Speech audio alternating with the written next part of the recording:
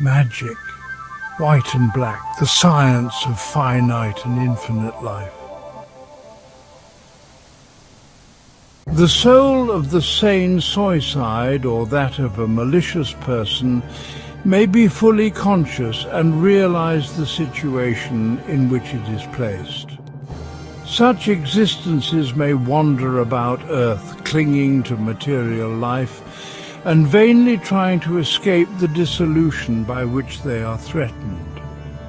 Partly bereft of reason and following their animal instincts, they may become incubi and succubi, vampires stealing life from the living to prolong their own existence, regardless of the fate of their victims. The soul bodies of the dead may be either unconsciously or consciously attracted to mediums for the purpose of communicating with the living. By using the astral emanations of the medium, they may become materialized and be rendered visible and tangible, and appear like the deceased person himself. But if a deceased person was in possession of high aspirations and virtues, his soul corpse will not actually be the actual entity which it represents, although it may act in every respect as the person whose mask it wears. If we blow into a trumpet, it will give the sound of a trumpet and no other. The soul corpse of a good person, if infused artificially with life, will produce the thoughts it used to produce during life.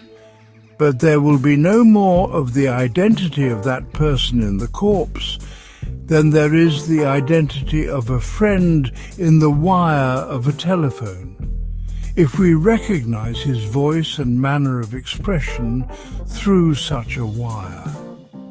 The revelations made by such spirits are only the echoes of their former thoughts, or of thoughts impressed upon them by the living, as a mirror reflects the faces of those that stand before it. They do not give us a true description of the spirit's condition in the world of souls, because he is himself ignorant of that condition. At the time when Plato was living, such souls returned, giving descriptions of Hades and of the deities that were believed to exist in that place. At the present day, the souls of Roman Catholics will return and ask for masses to be relieved from purgatory, while the Protestants refuse to be benefited by the ceremonies of the Catholic Church. The souls of dead Hindus ask sometimes for the performance of sacrifices to their gods, and every spirit appears to be domineered by those ideas in which he believed during his life. The discrepancy in their reports prove that their tales are usually only the products of the imagination of the irrational soul. If man has a spirit, that spirit must be immortal. Having become conscious in man, it cannot become unconscious again, because it is self-existent and independent of all conditions but those which it creates itself. The self-consciousness of the I Am is indestructible, because it exists in the Absolute Eternal One. The more the lower elements cling to that principle in which absolute consciousness rests, the more will they partake of its state and be rendered conscious and immortal.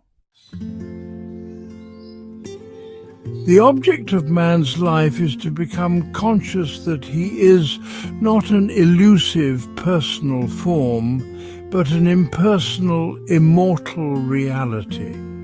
The object of his existence is to render the unconscious spirit conscious and the mortal soul immortal. The object of death is to release that which is conscious from that which is unconscious, and to free the immortal from the bonds of ignorance and of matter. The tree of life grows and produces a seed, and this seed may have to be planted again to grow into a tree and produce another seed. And this process may have to be repeated over and over again until at last the spiritual consciousness slumbering in the seed awakens to immortal life. Again and again may the soul be forced by the law of evolution to incarnate into flesh. Unconscious of any relation to personalities, it will be attracted to such conditions as may be best suited for its further development, as its karma decides.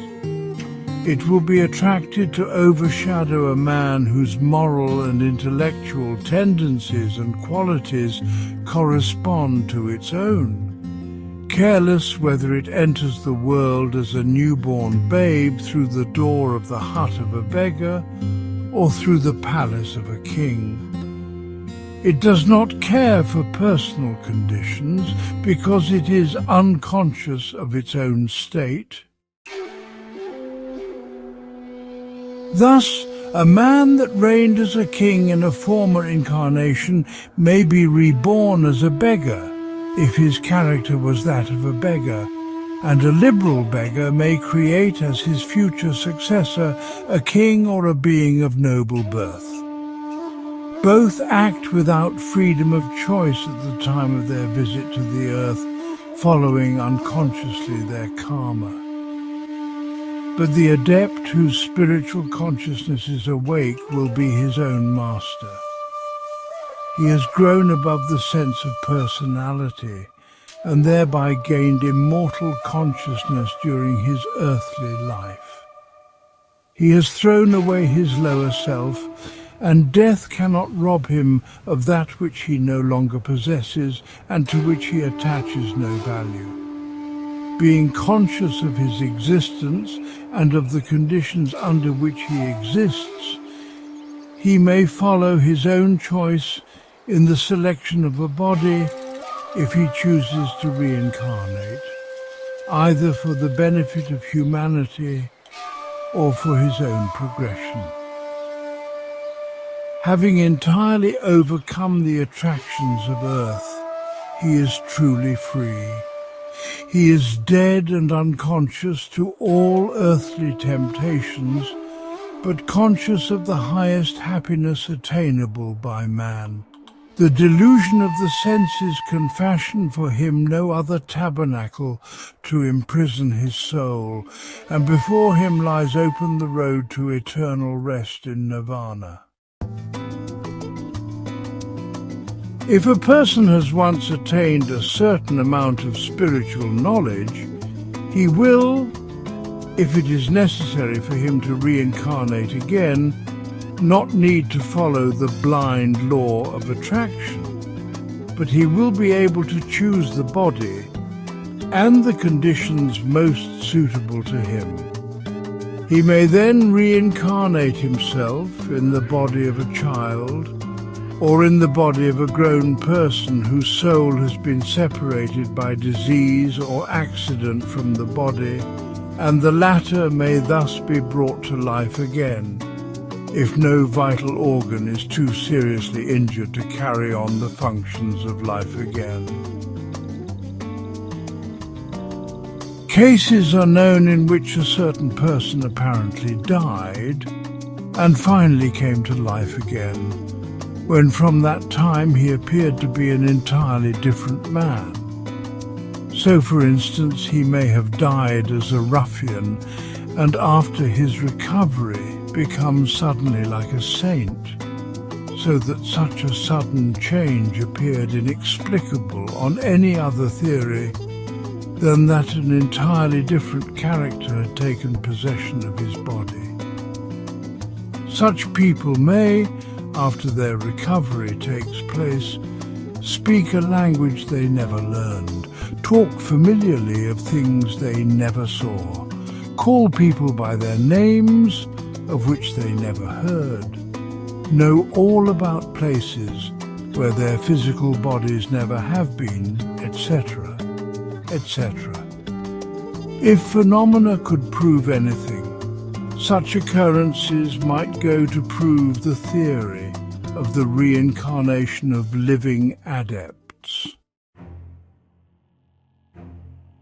To die, in the real meaning of the term, is to become unconscious in relation to certain things. If we become unconscious of a lower state, and thereby become conscious of a higher existence, such a change cannot properly be called death. If we become unconscious of a higher condition, and thereby enter a lower one, such a change is followed by degradation, and therefore degradation is the only possible death, because death in the absolute does not exist. Degradation takes place if a human faculty is employed for a lower purpose than that for which it was by nature intended.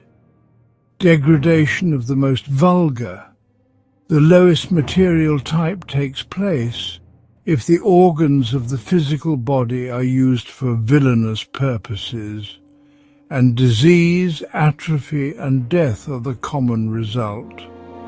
A higher and still more detrimental and lasting degradation takes place if the intellectual faculties are habitually used for selfish and degrading purposes. In such cases, the intellect that ought to serve as a basis for spiritual aspirations becomes merged with matter. His spiritual consciousness ceases to exist. In other words, his consciousness is entirely bound down to the plane of personality and selfishness, and becomes inactive in the region of impersonality and life. The lowest and most enduring degradation takes place if man, having reached a state in which his personality has to a certain extent been absorbed by his impersonal I, degrades his spiritual self by employing the powers which such an amalgamation confers for villainous purposes of a low character. Such are the practices of black magic. A person who, for want of any better understanding, employs his intellectual faculties for his own selfish purposes, regardless of the principle of justice, is not necessarily a villain, but simply ignorant of his own interests. Such persons cannot die spiritually, because they have not yet come spiritually to life. The murderer may commit a murder to save himself from being discovered of some crime, and not for the purpose of robbing another person of life. A thief may steal a purse for the purpose of enriching himself, and not for the purpose of rendering another man poor. Such acts are the result of ignorance, and ignorance has no permanent life. Persons usually act evil for selfish purposes and not for the pure love of evil. Such acts are the result of personal feelings, and personal feelings cease to exist when the personality to which they belong ceases to exist. Such a personal existence ceases when his life on the physical plane or in Kama Loka ceases to act. The higher, immortal and impersonal I of the man is neither a gainer nor loser on such an occasion.